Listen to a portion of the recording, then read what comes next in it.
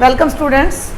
आज के लेक्चर में हम 10th क्लास की एक्सरसाइज 4.3 करेंगे। भाई एक्सरसाइज 4.3 के 6 क्वेश्चंस अपने प्रीवियस लेक्चर में मैं आपको करा चुकी हूँ। हम कर रहे हैं आजकल क्वाड्रेटिक इक्वेशन। तो बेटा जी ये क्वाड्रेटिक इक्वेशन की एक्सरसाइज 4.3 का क्वेश्चन नंबर 7 है और इसकी स्टेटमेंट मैंने पहले से लिख रखी है, तो I read the statement. The difference of squares of two numbers is 180। एक बार मैं स्पीडली पढ़ती हूँ फिर मैं आपको समझाऊंगी। The difference of squares of two numbers is 180। The square of smaller number is 8 times the larger number. Find two numbers. The difference of squares, squares का अंतर घटा, स्क्वेयर्स का अंतर ऑफ टू नंबर्स, दो नंबरों का। कोई दो नंबर हैं भाई, एक हमने x सपोज कर लिया, एक हमने y सपोज कर लिया, तो उनके जो स्क्वेयर हैं वो क्या हो जाएंगे भाई, x का स्क्वेयर हो जाएगा x स्क्वेयर, y का हो जाएगा y स्क्वेयर, और इन दोनों का अंतर भाई x square minus y square कितना दे रखा है 180। ये हम रफली कर रहे हैं बच्चों। The square of smaller number, smaller का मतलब भाई अब हमें एक नंबर को लार्जर लेना है और एक नंबर को स्मॉलर लेना है। तो हमने मान लिया भाई y स्मॉलर है, ठीक है, हमने मान लिया y स्मॉलर है। तो the square of smaller number यानी कि जो y का स्क्वेयर है 8 टाइम्स द लार्जर नंबर, वो लार्जर का 8 गुना है, तो वो कितना हो जाएगा 8x। अब इस वैल्यू को हम यहाँ पुट करेंगे and we will get the quadratic equation. तो लेट अस सी कि हम कैसे सॉल्व करते हैं। तो let larger number is x, let smaller number is y according to question या first condition x square minus y square is equal to 180। हमने भाई इसको इक्वेशन नंबर 1 नाम दे दिया, लेकिन हम कर रहे हैं क्वाड्रेटिक इक्वेशन। तो हम सेकंड कंडीशन और देखते हैं कि क्वाड्रेटिक में कैसे कन्वर्ट होगा। अकॉर्डिंग टू आल्सो भी आप लिख सकते हैं कि अकॉर्डिंग टू क्वेश्चन में ही सेकंड कंडीशन दी गई है कि स्क्वेयर ऑफ, आप चाहें तो इसको लिख लीजिए कि square of smaller number is larger का 8 गुना, ठीक है ना, 8 times of larger number. Okay students, तो ये हम इसको रब कर देते हैं एक्स्ट्रा को यहाँ से। तो ये देखिए कि 8 टाइम्स ऑफ लार्जर नंबर, इसकी अब हम इक्वेशन बना लेते हैं। स्मॉलर नंबर का स्क्वेयर भाई क्या बन गया y का स्क्वेयर, और 8 टाइम्स जहाँ आ जाए वहाँ मल्टीप्लाई करना होता है, तो वो बन जाएगा 8x। इस सेकंड रिजल्ट को हम फर्स्ट इक्वेशन में पुट कर देंगे, तो ये जो y स्क्वेयर है इसकी जगह पर क्या आ जाएगा 8x आ जाएगा। Using equation number second in first. तो ये देखिए बच्चों, देखिए बेटा ये हो गया x स्क्वेयर और भाई minus 8x is equal to 180 को लेफ्ट में ले आइए, तो ये बन जाएगा x square minus 8x minus 180 is equal to 0। अब ये हमारी क्वाड्रेटिक इक्वेशन बन गई है। You have 3 methods to solve it. तो आप चाहें तो इनके फैक्टर कर सकते हैं, आप चाहें तो इसको क्वाड्रेटिक से कर सकते हैं, चाहें तो कंप्लीटिंग द स्क्वेयर। अगर फैक्टर इजीली बन जाते हैं देन इट्स बेस्ट। हमें मिडिल टर्म को ब्रेक करना है, जोड़कर या घटा करके माइनस करके 8 आना चाहिए, मल्टीप्लाई करके 180। ये देखिए बिल्कुल क्विकली जल्दी से 18 इंटू 10, ओके, और 18 में से 10 गया तो भाई कितना आ गया 8 आ गया। और ये फैक्टर करने के तरीके मैं आपको अपने प्रीवियस वीडियोस में बता भी चुकी हूँ कि भाई 180 को हमने प्राइम फैक्टराइजेशन कर लेना है और उस प्राइम फैक्टराइजेशन से ये फैक्टर हमें मिल जाते हैं। तो हम इनको थोड़ा सा शॉर्ट में जल्दी कर लेंगे। भाई थोड़ा बहुत तो आप लोगों को भी देखो प्रैक्टिस करनी होगी ना। सारे क्वेश्चंस के मैं सॉल्यूशन आपको यहाँ दे रही हूँ। अब यहाँ भी आप दिमाग नहीं लगाएंगे तो आपका दिमाग काम कैसे करेगा? सारे सॉल्यूशन मैं दे दूँगी, बुक से आपको मिल जाएंगे या इधर उधर से मिल जाएंगे, तो सीखना आपने है। तो you should try to find the factors yourself. तो ये देखिए -8 की जगह पर ब्रैकेट में मैंने लगाया 18 - 10x - 180 इज इक्वल टू 0।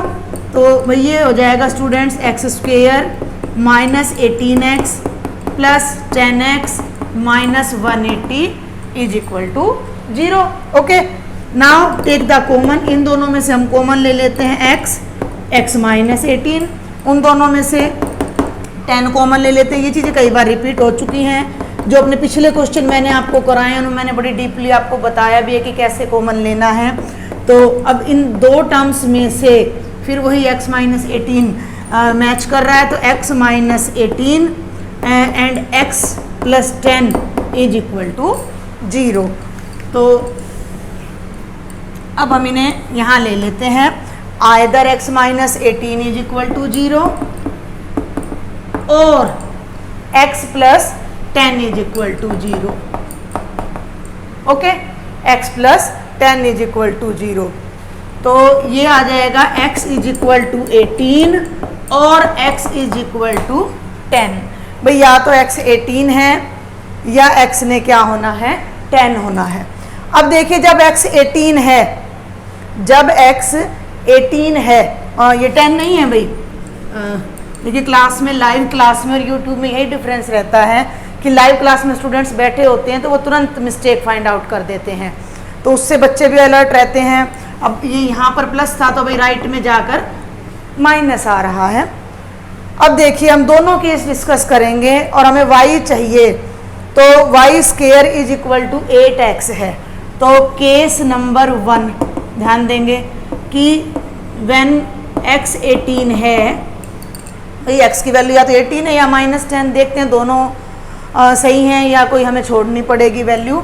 तो x 18 है तो भाई y² क्या है भाई अपना 8x, तो भाई y² क्या हो जाएगा 8 × 18 और ये क्या होता है 144। तो अंडर रूट ले लीजिए भाई, y² का under root is equal to 144 का अंडर रूट, और y की क्या वैल्यू आ जाएगी ±12। तो जब हमारे पास x 18 है उस टाइम y या तो 12 है, और x 18 है तो y भाई -12 है, और दोनों ही इस कंडीशन को सेटिस्फाई कर रहे हैं।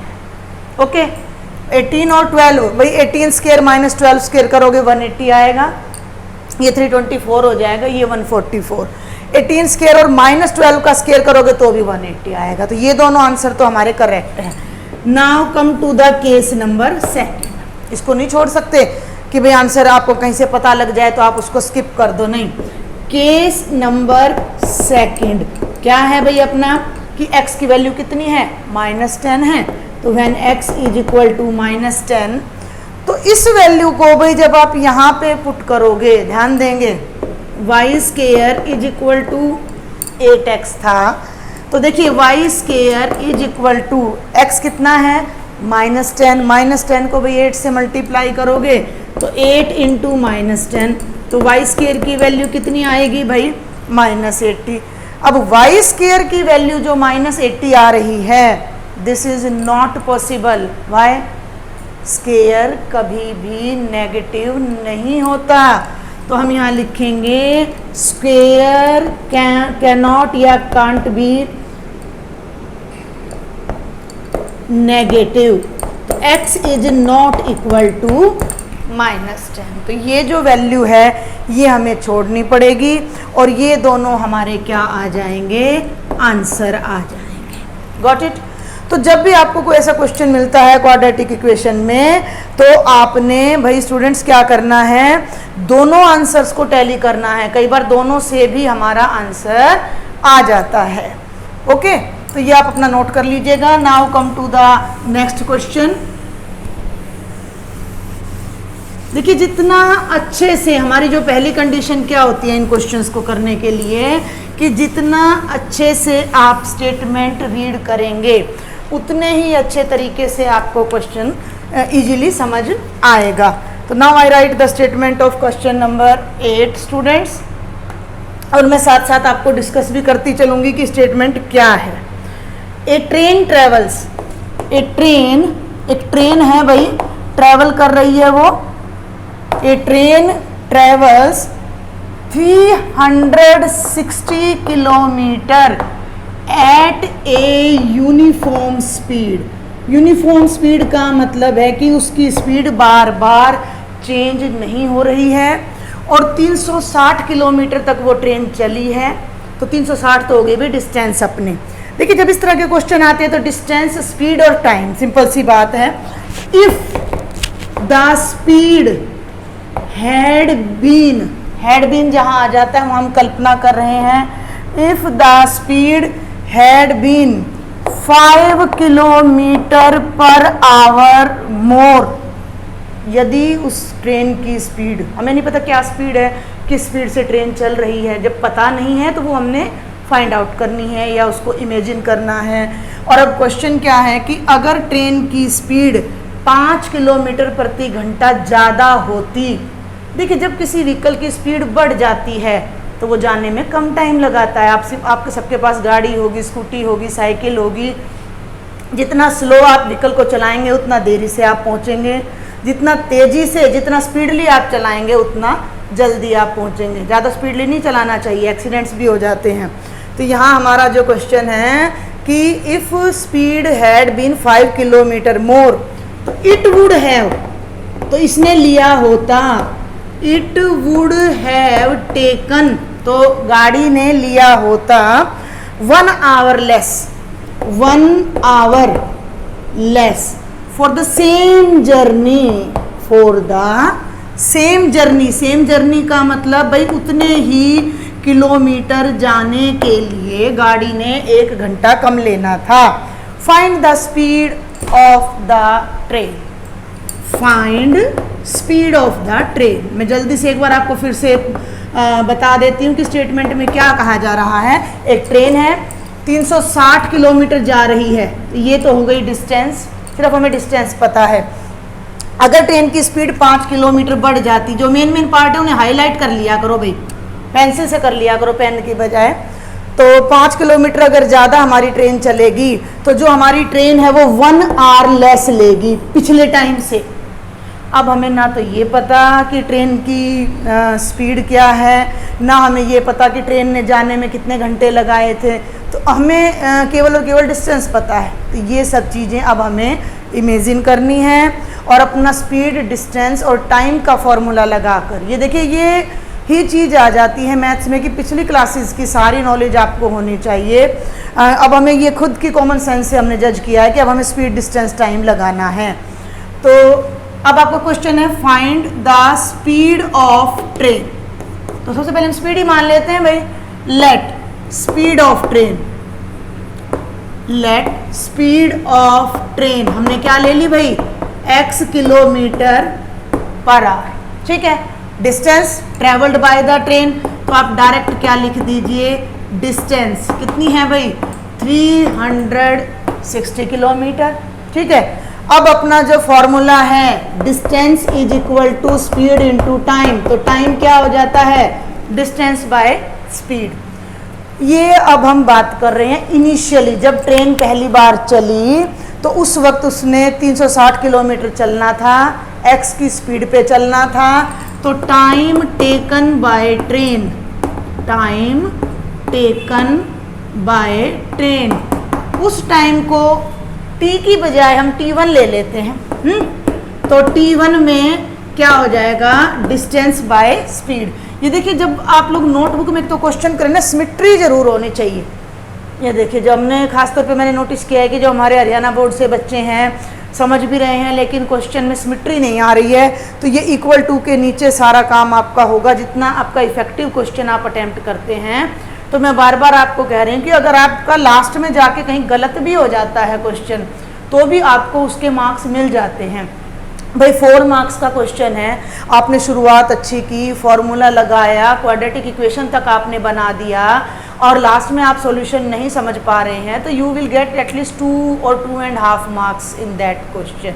ओके, तो सभी बच्चे समझने की, सीखने की कोशिश करें, जितना क्लियर होता है उतना क्वेश्चन को अटेम्प्ट जरूर करना है एग्जाम में।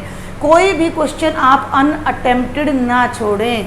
तो इसके लिए इतना कोई मुश्किल नहीं होता है मैथ्स की, भाई आप अब स्टेटमेंट तो सभी बच्चे पढ़ सकते हैं, इंग्लिश मीडियम वाले इंग्लिश की पढ़ो, हिंदी मीडियम वाले हिंदी में जो बताया गया उसको नोट करते चले जाओ, तो you will get at least 1 mark ना।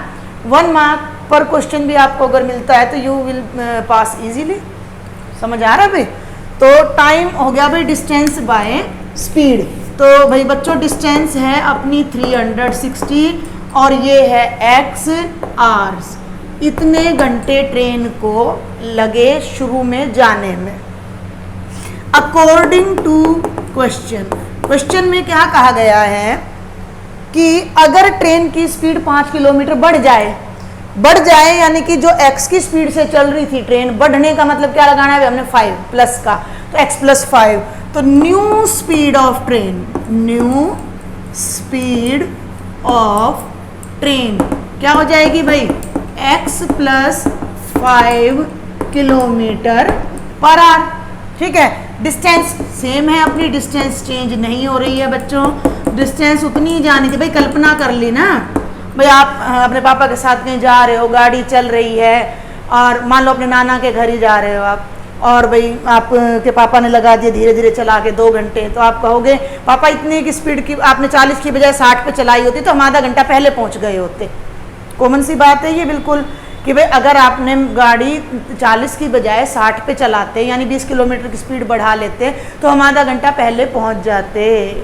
सेम क्वेश्चन यहाँ है कि ट्रेन x की स्पीड से चली, 360 किलोमीटर गई तो ये टाइम लिया, वही ट्रेन अगर x + 5 की स्पीड से चली उतनी ही दूर गई तो जो टाइम लेगी वो उससे 1 घंटा कम होगा। तो न्यू टाइम टेकन T2, तो वो क्या हो जाएगा 360/x + 5 आवर्स। यहाँ तक क्लियर है भाई अब आपको? अब देखिए कि it will take 1 hour less for the same journey, 1 घंटा कम। यहाँ स्पीड बढ़ी है तो ये कम है। अब बच्चों को ना ये समझ नहीं आता कि क्या घटाएं, किस में से क्या घटाएं। नीचे बड़ा दिख रहा है तो आप समझ रहे हो कि ये बड़ा है, ऐसा नहीं है। डिनोमिनेटर जितना लार्ज होता है वो टर्म उतनी ही लेस होती चली जाती है। और वैसे भी यहाँ ट्रेन की स्पीड कम है तो ये टाइम ज़्यादा है, यहाँ ट्रेन की स्पीड ज़्यादा है तो ये टाइम कम है। तो अकॉर्डिंग टू क्वेश्चन अगेन हम क्या करेंगे, T1 - T2 = 1। T1 मीन्स पहला टाइम, T2 मीन्स दूसरा टाइम, और दोनों का डिफरेंस कितना है 1 है। नाउ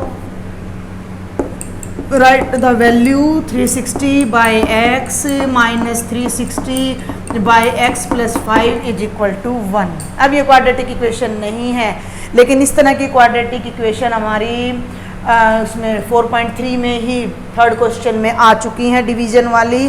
तो अब हम यहाँ एलसीएम लेंगे, क्रॉस मल्टीप्लाई करेंगे और फिर हम इसे क्वाड्रेटिक इक्वेशन बनाएंगे। और 1 को मैंने 1 by 1 लिख दिया है। तो ये आपका हो जाएगा x × x + 5। ध्यान देंगे x से x कैंसिल हो गया, x + 5 360 के साथ आ गया भाई, माइनस x + 5 कैंसिल हो गया, 360 के साथ x आ गया। एक बात जिस पर मैं बार बार जोर देती हूँ कि देखिए x से x कैंसिल हो गया, बच गया x + 5। तो ये 2 टर्म है बच्चों, तो इन 2 टर्म को जब आप 360 के साथ लिखोगे तो ब्रैकेट जरूर लगाओगे। अगर नहीं लगाओगे तो आपकी टर्म कैसे दिखेगी बेटा जी, ये देखिए ऐसे दिखेगी। आपका क्वेश्चन रॉन्ग हो जाएगा। क्यों हो जाएगा? क्योंकि 360 ने इस पूरी टर्म से मल्टीप्लाई होना है, तो 360 ने भाई x से भी मल्टीप्लाई होना है, 360 ने 5 से भी मल्टीप्लाई होना है, तो अपना ये 1800 ये आएगा, तो अपना आंसर तो बिल्कुल रॉन्ग आ जाएगा। तो ये आपने स्पेशल ध्यान रखना है। ओके, तो राइट साइड में अपना 1 है, 1 by 1 लिखो, तो आपकी मर्जी, जिन बच्चों को समझना है वो 1 by 1 लिख लेना। Now cross multiplying. Cross multiplying का मतलब है, आप चाहें तो यहाँ पहले खोल लीजिए, चलिए हम न्यूमरेटर को सॉल्व कर लेते हैं। 360 को भाई x से मल्टीप्लाई करेंगे, it will be 360x students. 360 को 5 से करेंगे, 36 5 या 180 होता है, और भाई ये अपना हो जाएगा 1800, ठीक है ये, और माइनस 360x डिवाइडेड बाय, इसे भी सॉल्व कर लीजिए। x को x से करिए, क्या बनेगा भाई x स्क्वायर, x को 5 से करिए, क्या बनेगा भाई ये 5x is equal to 1/1। 360x plus का है, 360x माइनस का है, कैंसिल, 1800 ऊपर रह गया, नीचे x square plus 5x, cross multiply. Okay, तो जब आप क्रॉस मल्टीप्लाई करिएगा तो इधर लेफ्ट में तो 1 को 1800 से करेंगे तो भाई लेफ्ट में तो आपका आ जाएगा 1800, और ये आपका बन जाएगा एक्स स्क्वायर प्लस 5x। अब हम बहुत सारे क्वेश्चंस कर चुके हैं तो मैं इसको डायरेक्ट राइट में ले जा रही हूँ। हाँ, तो x square plus 5x minus 1800 is equal to 0। और फिर वो फैक्टराइजेशन की बात आ जाती है, 1800 तो प्रोडक्ट आनी चाहिए, और ऐड या सब्ट्रैक्ट करके अपना कितना आना चाहिए भाई 5 आना चाहिए। तो अब ये आपको ध्यान देना पड़ेगा, या तो आप इसके फैक्टर बनाएं, नहीं तो आप इसको डिस्क्रिमिनेंट से डायरेक्ट कर दें। मैं इसे डिस्क्रिमिनेंट से कर रही हूँ, आप फैक्टर ट्राई कर लीजिएगा। तो d is equal to minus x plus minus b square यानी कि 25 माइनस 4ac, तो माइनस माइनस प्लस, और ये हो जाएगा 7200 का under root divided by 2a। तो ये हो जाएगा स्टूडेंट्स -5 प्लस माइनस 7225 का अंडर रूट बाय 2। 7225 60 85 आएगा। ये मैं आपको शॉर्ट ट्रिक्स फिर बताऊंगी बाद में। 8 8 जा 64, ठीक है भाई, और 8 2 जा 16 एंड मल्टीप्लाई बाय 5, ठीक है, ये बिल्कुल अपना 85 आएगा। तो ये हो जाएगा -5। देखिए वेरीफाई करना बहुत ज़रूरी होता है, टीचर कोई भी हो, मिस्टेक किसी से भी हो सकती है, तो हमें भी थोड़ा सा एक बार देखना पड़ जाता है। तो ये आ गया भाई -5 प्लस माइनस 85 डिवाइडेड बाय 2। अब यहाँ जो नेगेटिव आंसर है उसे हम छोड़ देंगे, क्योंकि हम बात कर रहे हैं, ये देखिए ये गलती भी नोट नहीं की, यहाँ x की वैल्यू हम बात कर रहे हैं, डिस्क्रिमिनेंट माइंड में था ना, तो ये x की वैल्यू आ गई। तो भाई x अपना हो गया -5 minus 85 by 2 1 value, and -5 plus 85 by 2 this is the second value. तो ये तो -90 बाई 2 -45 आएगा। Speed can not be negative, ये लिख के आप इस वैल्यू को छोड़ दीजिएगा। लिखना है आपने -45 लिखना है, फिर आप लिखेंगे speed can not be negative, और 85 में से 5 गया तो 80, और 80 बाई 2 तो ये आपका आ जाएगा 40। तो जो ट्रेन की जो स्पीड है पॉजिटिव है भाई, ये जो ट्रेन की स्पीड है स्टूडेंट्स वो क्या आ जाएगी 40। So the speed of train is equal to 40 kilometre per. Okay, तो इसके जो फैक्टर बन रहे हैं वो 40 और 45 बन रहे हैं। अब हमें यहाँ फैक्टर भी मिल गए हैं 45 और 40। आप चाहें तो आप फैक्टराइजेशन कर लीजिएगा कि 45 को 40 से मल्टीप्लाई करेंगे हमें 1800 आएगा, और 45 में से 40 माइनस करेंगे तो 5 आएगा। तो ये था स्टूडेंट्स आपका क्वेश्चन नंबर 8। आई होप आपको समझ आया होगा। देखिए आपको कोई भी डाउट है या कुछ क्लियर नहीं हो रहा है तो आप प्लीज़ मुझे कमेंट बॉक्स में ज़रूर लिखें। आप अपनी फीडबैक मुझे ज़रूर दें बेटा जी कि आपको लेक्चर कैसा लग रहा है। कुछ देखिए कोई भी टीचर परफेक्ट नहीं होता है। अगर आपको मेरे लेक्चर में कोई कमी लग रही है, कुछ चीज़ समझ नहीं आ रही है, मुझे आपने कोई भी सजेशन देना है तो all of you are most welcome. Please suggest me in my comment box. Thank you dear students.